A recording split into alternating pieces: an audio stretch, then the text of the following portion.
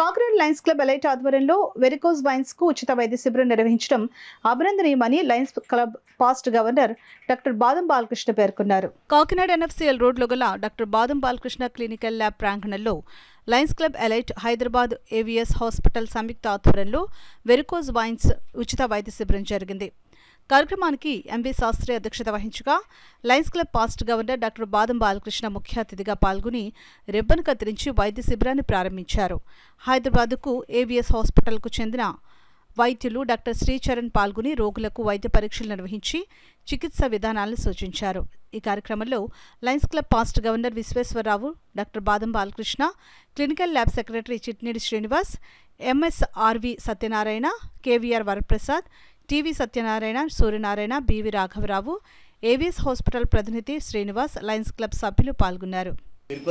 చాలా మందికి అవగాహన ఉండకపోవచ్చు.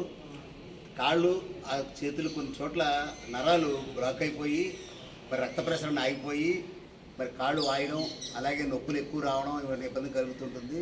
ఈ ప్రత్యేకమైన క్యాంపు జనరల్గా ఈ చుట్టుపక్కల ఈ మధ్యకాలంలో జరగలేదు. అటువంటి మంచి క్యాంపుని లయన్స్ క్లబ్ కాకినాడ ఎలైట్ దాని యొక్క మూలాధారమైనటువంటి మూలపురుషులైనటువంటి పాస్ట్ డిస్ట్రిక్ట్ గవర్నర్ ముంజూరు విశ్వేశ్వరరావు ఆధ్వర్యంలో ఇక్కడ మరి జరుగుతున్నది.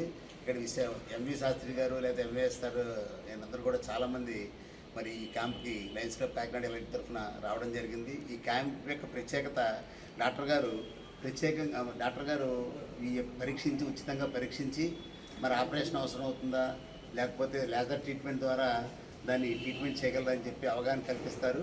అవసరమైన వారికి అందరికీ కూడా చాలా తక్కువ రేట్లో ఆపరేషన్ చేయడానికి కూడా వీరు ఏవిఎస్ హాస్పిటల్ ముందరకు వచ్చారు. ప్రత్యేకంగా వారికి కాకినాడ లయన్స్ క్లబ్ ఎలైట్ వారికి కూడా ప్రత్యేకంగా కృతజ్ఞతలు తెలియజేసుకుంటారు.